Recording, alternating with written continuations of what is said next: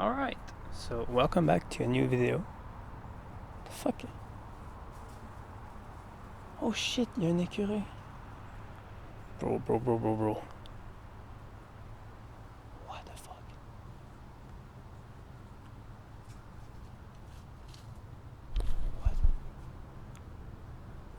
What? Le fucking écureuil m'a dit, il vient me voir. What the fuck? Oh, il est tellement proche. Ok, il est gone. Je suis comme, what the fuck, c'est quoi qui faisait le bruit, genre? Puis je suis comme, what is going on? Mais c'est un écureuil. C'est une moustique de merde. Alright, so we're gonna continue. After the squirrel interruption, I bring you back to the current video, which is about the XT1, the Fujifilm XT1, the first camera on the XT line Fujifilm released.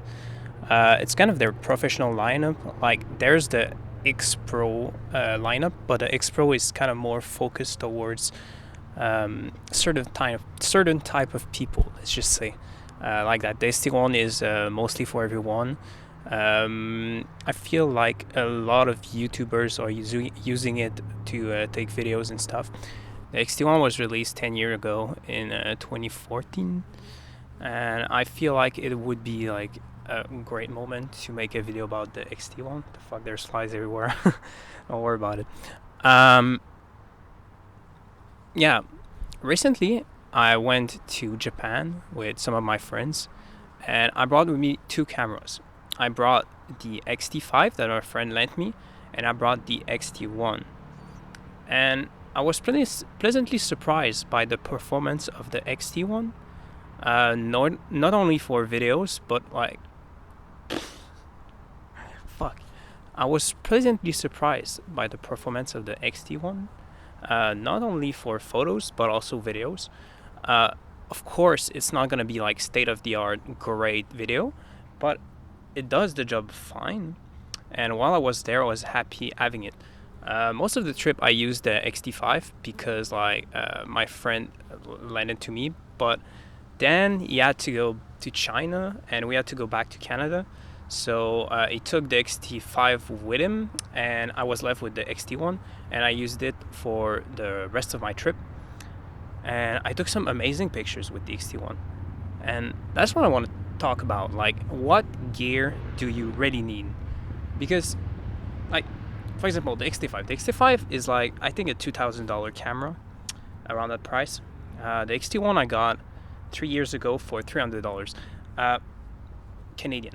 That's kind of a bargain because from what I've seen, like on eBay, they kind of sell for like more nowadays.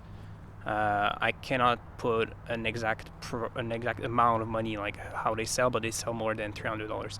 My example that I have like here is kind of beat up though. It's really beat up, but it has a low shutter count. So if that may be good. I mean, from what I've known, you could shoot in an electronic shutter and still like have a low shutter count. So that might not mean much for the longevity of this camera going forwards. But right now it's still kicking and it's still working fine. I still use like the original battery and have like third-party batteries with it. It lasts about a day and a half, depending on how I shoot. But for like a small camera, it's amazing. You couldn't ask for a better travel camera. You've got the small size, the body that's built amazingly. Like, even compared to newer models, the XT1 is still built better. It feels really solid. Sorry about that. And overall, it's a great camera for travel, I feel like. The button feel great, the dial feel great, everything about it feel great. The only issue is with the sensor. The sensor is kind of old at this point, like 10 years ago is a long time ago in terms of technology. But even then, I feel like this produces better colors compared to the XT5. So that's might be the only upside to using this camera, because it doesn't have IBIS, it doesn't have a greater dynamic range, it doesn't have the low light capability of the XT5, and it doesn't have the 60 megapixel of the XT5. Or is it 50? Yeah? I think it's 60. It has 16 megapixels, and honestly, in most cases, that's probably all you need. If you're doing like professional work, of course, like that's probably not the camera for you. But if you're like me, and you're just casually shooting stuff and you don't want something too big, because I've got the GFX that I use sometimes, but the GFX is kind of massive, so I wasn't gonna bring it to Japan. This I could easily bring along with the XT5. It's really small, lightweight, and takes great pictures. The video quality though, it's kind of blocky. I don't know why. Like it's kind of bad 1080p. Huh? I feel like there's no anti-aliasing going on, so that doesn't help it, or oversampling with the sensor. So that might be why it's missing details compared to more recent models. But it's very usable, and there's actually a trick you can do. You can downsample the 1080p from this camera to 720p, and then you can upscale it using Topaz Video AI, and it should gives you kind of great result, kind of fine result. It's not perfect, of course, but it's a $300 camera. You cannot, like, I mean, at current prices it's not worth it, but at the price I paid it, it's worth it. Oh. Someone's doing bike. And yeah, I mostly used this camera at the end of the trip, when we were at Kyoto. One day we were supposed to visit a village. I think I want to say it's at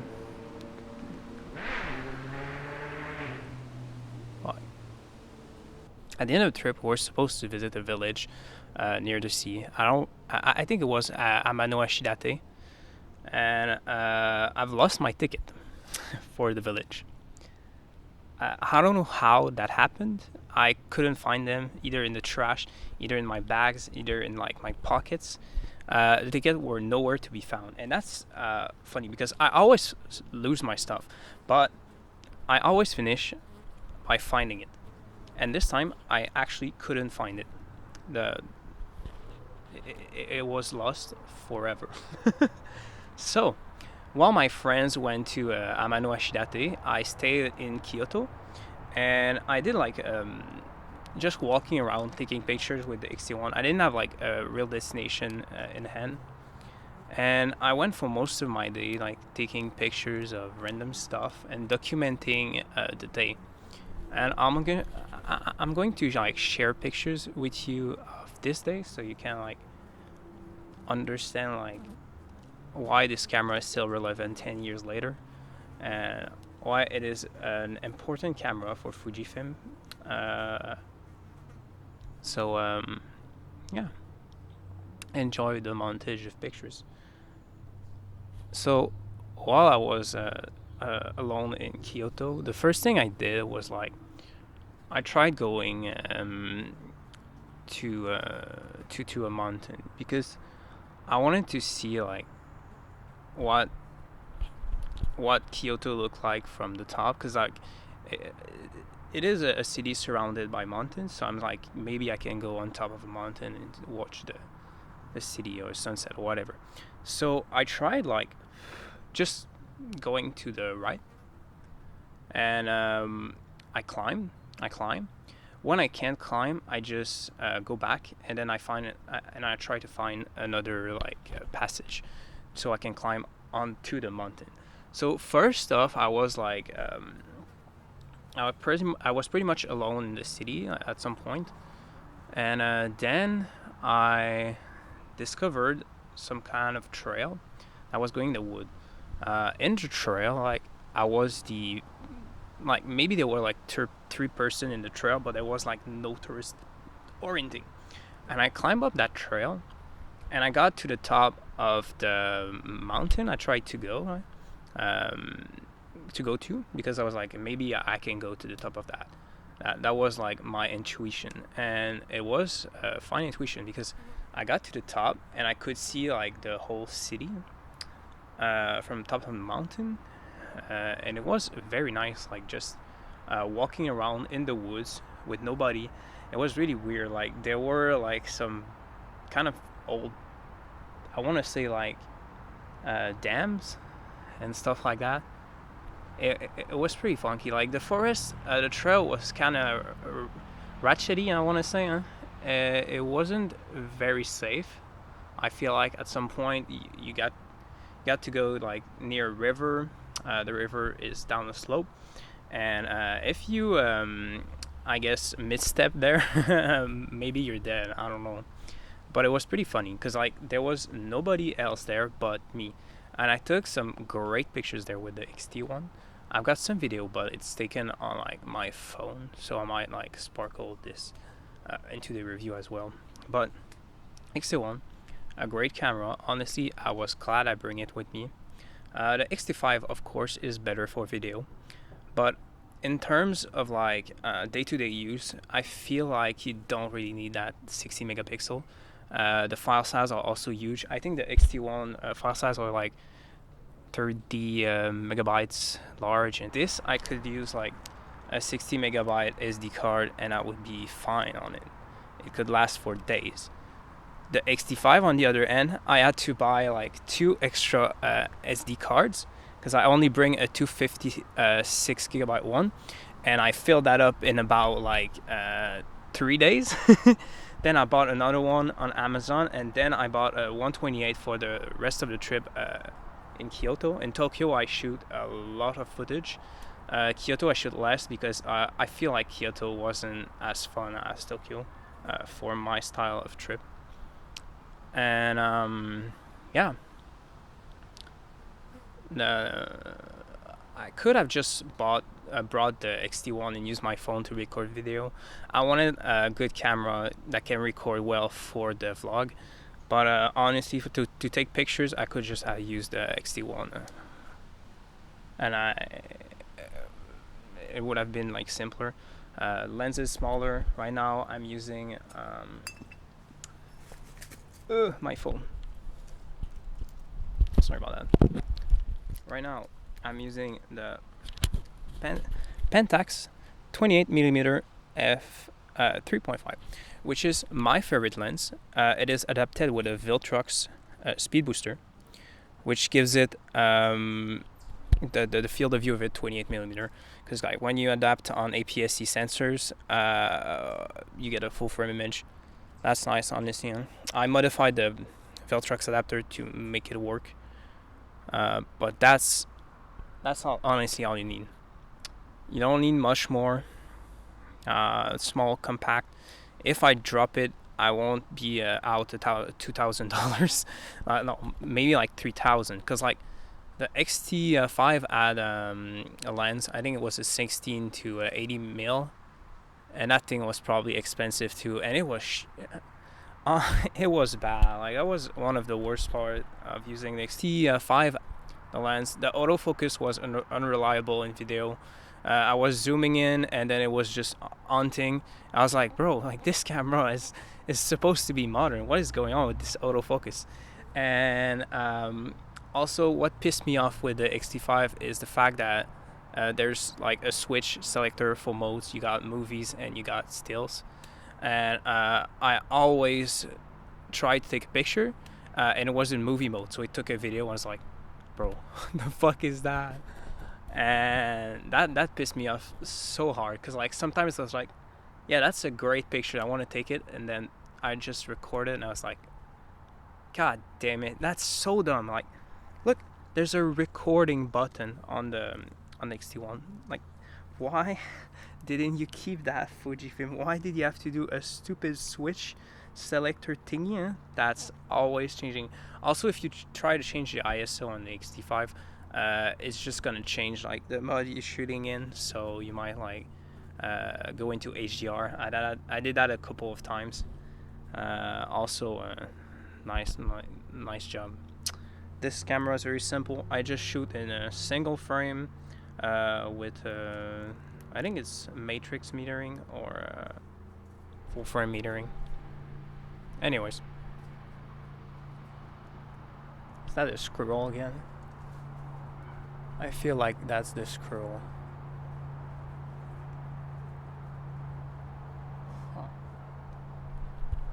Yeah, the XT1. And the thing is, I've owned many cameras over the years. I've started with the D3400 by Nikon, but that camera was kind of I don't want to say ass, but it was kind of limited. Let's just say, and it kind of got me out of photographing like for a while. What got me back in was the Pentax MX from my grandfather. He gave it to me, and I tried it. I tried film photography, and I loved it. I loved the feeling of it, the dials, the cranking, the shutter, and I liked just messing around with the camera and stuff like that. I love trying things and not just being auto. So I used that for a while. Then I was like, oh, I'll probably upgrade for my D3400. And then I bought a Nikon D610, which Nikon D610 is an upgrade from the D3400. But at the same time, it kind of has the same flaw as the D3400, which is it's not fun to use. Bro, that squirrel is going crazy right there. And those flies are annoying as fuck. Can you get off my balls, please? And yeah. Where was I? Oh yeah, the D610. So the D610 I used for a while. I think I used it only a winter. But then my friend found a listing on Marketplace for this XT1 that was listed at $300. So I was like, yeah, what the hell, why not? I had cash at the time, so I spent $300, got the XT1. I didn't have a lens for it at the time, so I had to get a lens. The first lens I got was a 60 millimeter. I want to say 7 artisan macro focusing lens. It wasn't good per se, but I used it with the 60 millimeter lens at first, and I was very pleased with the color. That's the first thing I noticed was the color. There's this kind of magenta in the shadows, and I'm absolutely fan of it. It feels I haven't had a camera that has colors coming close to the XT1. Of course, old newer Fujifilm cameras have similar colors, but it's not the same. I feel like it. Maybe it's just me though. I don't know. Yeah. So I got an XT1. I bought a couple of lenses for it, and then I sold the D610. Like I said, it probably lasted only a winter. And I sold the D610, kept the XT1. I switched to Fuji. Sold the D3400. Then I kept the XT1 for a while. The autofocus is fine, by the way, if you're wondering. I haven't used it recently. I've sold all my Fuji lenses. I just like manual lenses better. And then I bought an X Pro 2. I got it for $400. The story behind that is that I bought it for $1,000 on eBay. It arrived, it was broken. I tried get a claim from eBay. The seller never responded, so I got all my money back. I just sent it for repair. $400 X Pro 2. That was insane. The X Pro 2 was nice, but I missed the fact that I could autofocus. I missed the fact that I see what my vision is gonna look like. Because the X Pro 2, I use it in with the optical viewfinder. That's like the only reason. If you're using an X Pro 2 with the, the electronic viewfinder, you're kind of dumb, honestly. You're kind of using it wrong. And I love the X Pro 2, but I wanted something better. And I sold my X Pro 2. I bought the GFX. Using the GFX, but the GFX is huge. That's the only problem. It takes outstanding pictures, outstanding image quality. If I want to do portraits, I'm going to use the GFX, but it's huge. It weighs a lot. With the Pentax 7 lens, it's not compact setup at all. But the XT1 is compact, and after all those years, I still have my XT1, and I still use it when I need a compact camera. And I still love using it. It's very enjoyable. Another thing. Focus assist button. It just works well. You just press it, it focuses. You don't have to press on the little geary thing. I don't like that because like I feel like it's harder. Focus just easy. It just works. And yeah, that's it. The XT1, one of the best cameras Fujifilm ever made. And will ever made. There was a poll on Reddit on like the best looking Fujifilm camera, and some people said it's either the X Pro 2 or the XT1. In my opinion, the X Pro 2 is kind of sexy. I liked it a lot, but the X Pro 1, the XT1 is also looking pretty good, and you probably won't get bullied for using it, even in 2024. So going forward, I'll still use this thing. We'll see how it fares against the newer models and stuff. One last thing, I forgot to do my outro. Thanks you guys for watching. See you guys next time. I'll probably be talking about the lens on the XT1, the 28 f3.5 Pentax. One of the greatest lenses ever made, in my opinion. One of the greatest lenses I used. And the vlog is I'm editing the videos. It's gonna come out next week. Like I said, the same day the last one came out, and I'll probably do some other video as well. I won't spoil it, but something that has to do with fire and metal. It's gonna be interesting. So yeah, subscribe to the channel and to stay tuned and like the video if you like. Does that make sense? I don't know. Anyways, see you guys.